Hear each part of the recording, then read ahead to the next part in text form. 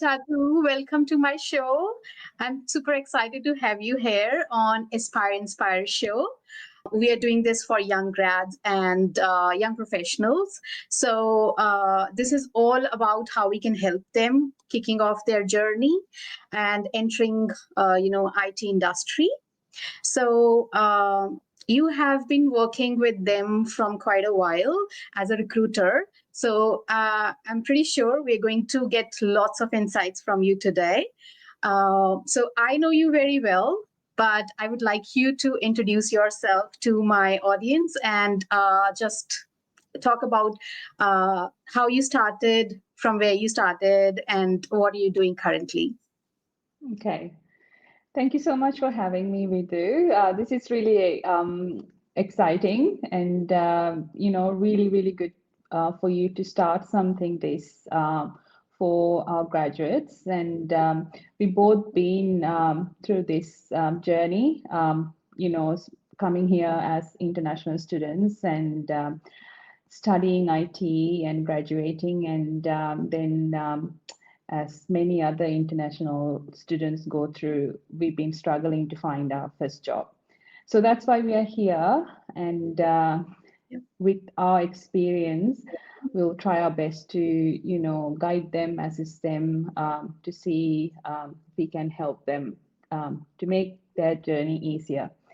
So as most of you know, I came here as an international student as well, long time ago.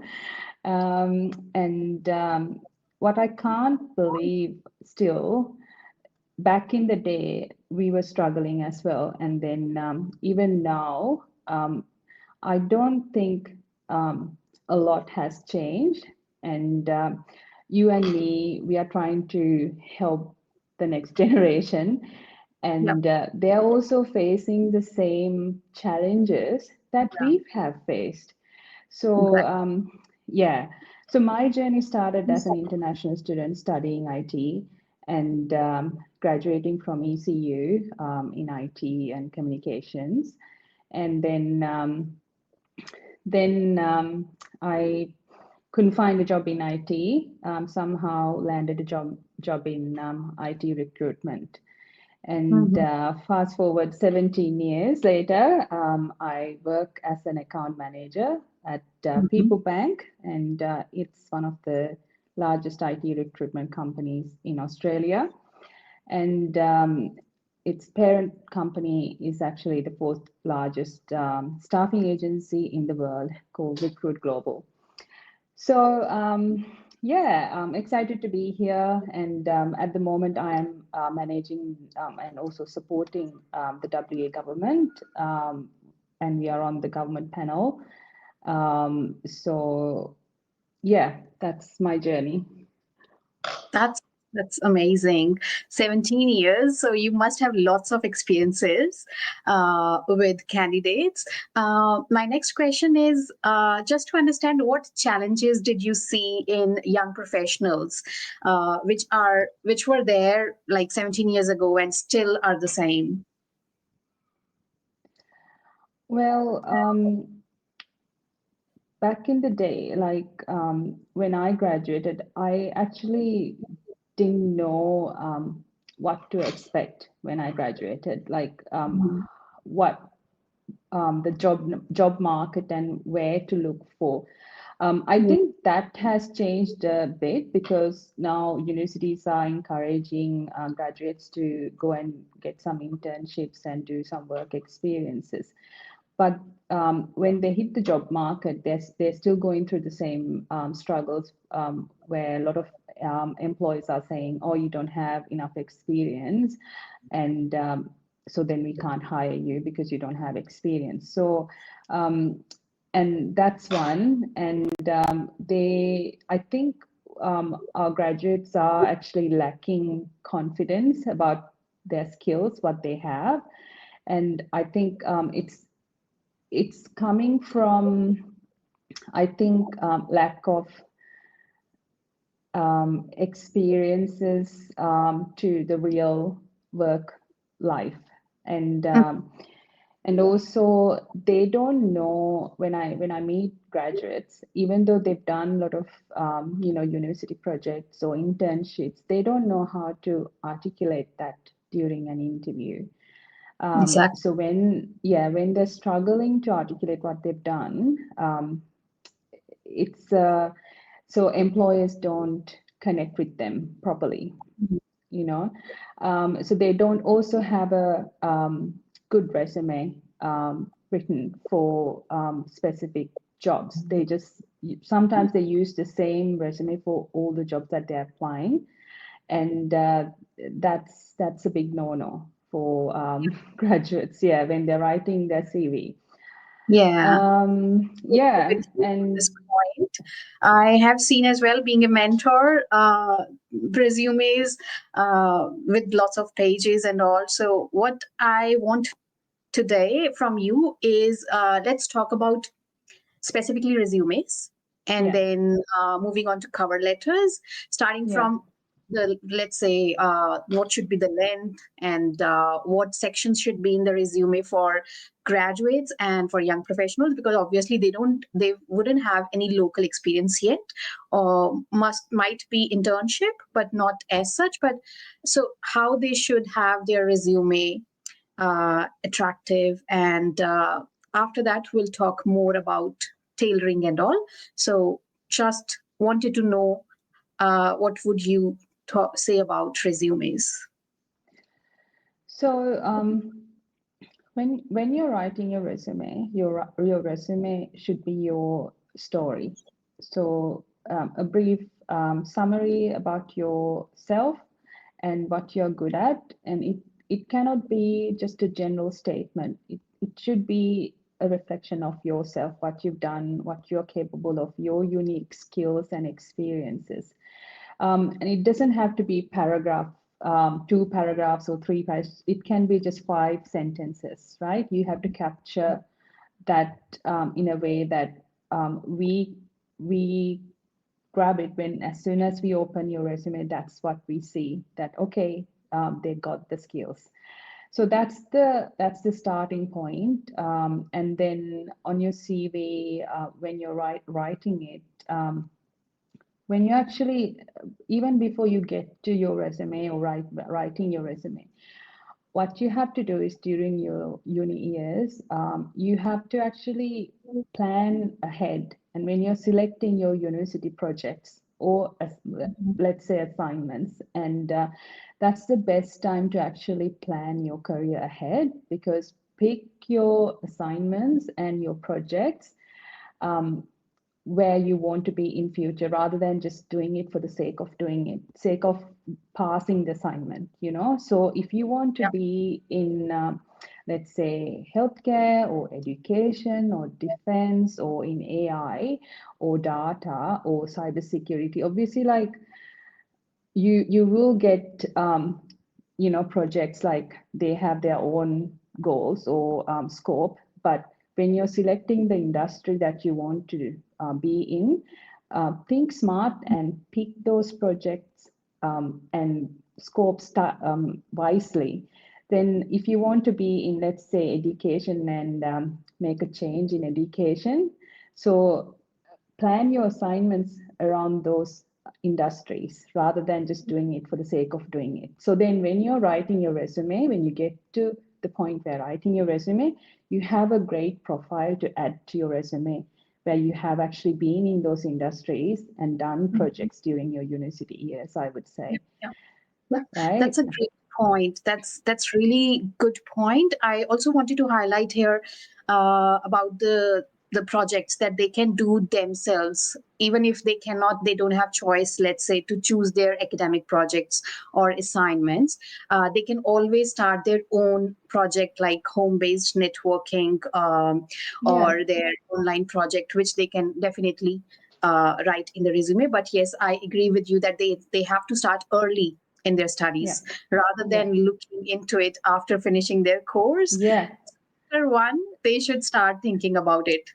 Yeah, like as soon as you join your, as soon as you start your degree, that's what you should think of, where you want to be. So you have 3 to 4 years, or if you come here as an international student, you still have 3 years to explore the current market, current environment in Australia, Yeah. industries. So 3 years, you'll go through at least 10 projects, explore the different industries, go and Yeah. get to know the people in these industries, and that's the best thing you can do for yourself during uni years, actually exploring the different industries and testing them where you want to be, like, because you might be studying cybersecurity, and if you go and do what you want to do in an environment, actual environment, you might think, this is not where I want to be. I don't want to do something in cybersecurity when I graduate. So you can actually pivot from that point and go and do something else, or testing, or data, or software engineering. So that's why those early changes are important, rather than you finishing a degree that Yeah. you really didn't enjoy and then changing later down the track. So it's Yeah. Yeah. important Yeah. that you start from the beginning. So true. I also say the same things to my student, that this is the time that you can utilize to explore the industry and also your own interests. Like, Yeah. what are the directions where you can actually, work without getting tired, and which, inspires you. So choose a path, but start exploring your paths begin in the beginning. Yeah. Yes. Thank you for sharing some points on the mindset they should have while writing the resume. Now, talking about the other criteria of a resume, what length would you reckon? Like 1 page, 2 page? How long it should be for grads? Well, I usually um, don't mind having, 5 pages. I don't mind reading 5 pages. If you're in Australia, I know in US and UK you have 1 to 2 pages, but in Australia, more the merrier. So add more details. But if you're a graduate, I would say you can limit your experience for 3 to 4 pages, and that's more than enough. Even if it is 2 pages, that's plenty. So have Mhm. your projects listed, have some details. What was the project scope? What sort of technical background you've had? What you are capable of? What sort of responsibilities you had, even in those project assignments, Mhm. and it is so important that you list any kind of part-time jobs that you have done. It doesn't matter whether you work for any, I don't know if I can mention any names, but just, even McDonald's, even if you work for Yeah. McDonald's, Yeah. it's important that you mention that, because it's showing that you've got some great customer service skills, organization skills, communication skills, and then you had to study as well. So you juggle, your work life and study life well to graduate. So that's something that you should be proud of, and mention that on the CV. Don't take half a page to mention that. You should always um, mention it within 5 bullet points, but more focus on your project work that you've done during uni years, and also internships. Yeah. Yep. Perfect. So, how about the sections? Would you like a professional summary in the beginning, or they should just put their internship in the beginning, like just starting with the experience that they have, or technical skills, or education? Because I've seen all sort of sequences in the resumes that I get to review from Yeah. students. So I personally ask them to get a professional summary in the beginning with like a couple of lines, but would love to know how would you like to see? So normally the summary, like, there are so many versions of templates available online. So what I would suggest is just use plain Word template, like, just don't add any tables. I mean, Tables, the table's fine, but don't make it complicated. Just a simple Word resume would do. Don't add any graphics unless you're a UX and UI designer. You can add graphics and your designs, show your design skills. But if you're not, just a simple Word resume would do. You have your summary first, and then your education and certifications, and then you can add a brief technical summary just to showcase what sort of skills you have and what you're good at. And then you start your work experience or employment history. So work experience would be where you actually done your internships and your other work history. Employment history comes for more, you know, candidates where they've actually done paid work, Yeah. so that's employment history. So you can summarize your experience under work experience. So you'll have your company details. It's so important that you give a brief description about the company website, where it is located, and how big the company is to begin with. And so that's something you can mention. And then you go and explain your experience. That's it under work experience. And then make sure you include some things about yourself as well. What were your Mhm. interests? And it's a really good way to show, way to connect with the recruiters or the hiring managers, because they might have the same interest. So if you like photography or dancing or cooking or designing web pages, it's best to mention that on the CV as well. And Mhm. then any voluntary work that you have done that shows that you're connected to the community and Yeah. you're a good human. So that's important as well. I also wanted to ask about the referees because I've seen students, they just mention all the details about their referees at the bottom of their resume with email, phone number, and everything of 2 to 3 referees. So, do you think it's important to mention there No, or no, no. right? Yeah.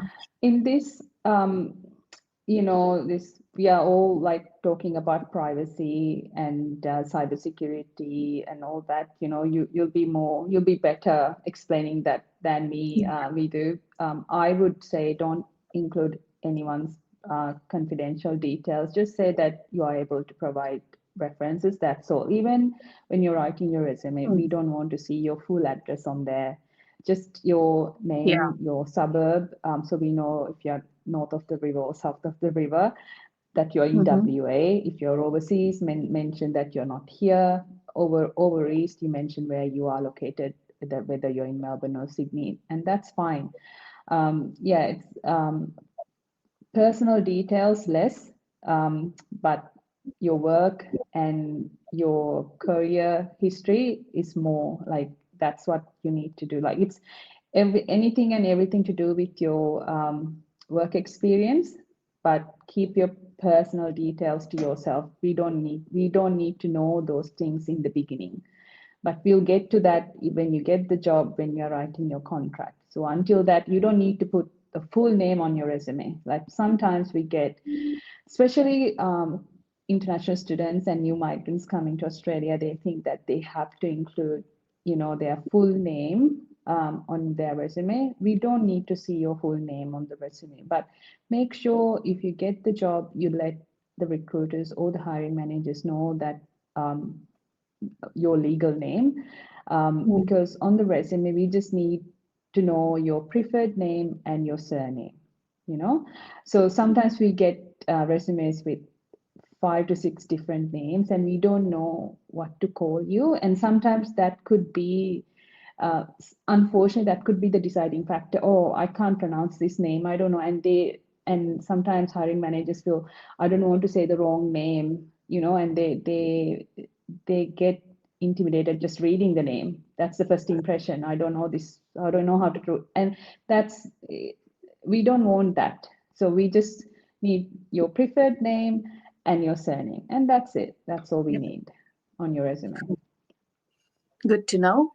And moving on to another part of any job application, which is cover letter. I've seen Mm, many recruiters, they ask for cover letters, but how are they different from what there's already in resume? What should be in the cover letter? Is it a okay. copy of everything in the resume or it's different?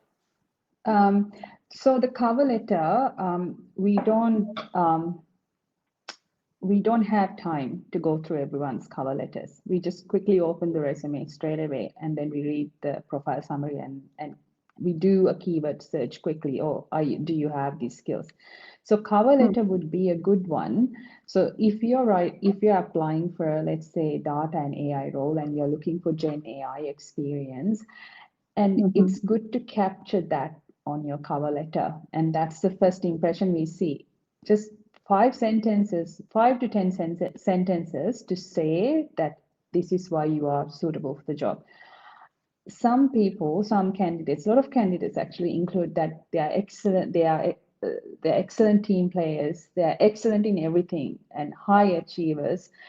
And that's so generic because you can't tell that about yourself. You know what I mean? Like it has to come from someone else. If you're saying excellent, that's good, that you're confident to say that. But it's Mhm. actually not giving us any specific, Yeah, skills yeah, or there's no experience you evidence. have. Yeah, it's Yeah. so generic. Everyone includes that. So what I would suggest is read the job description.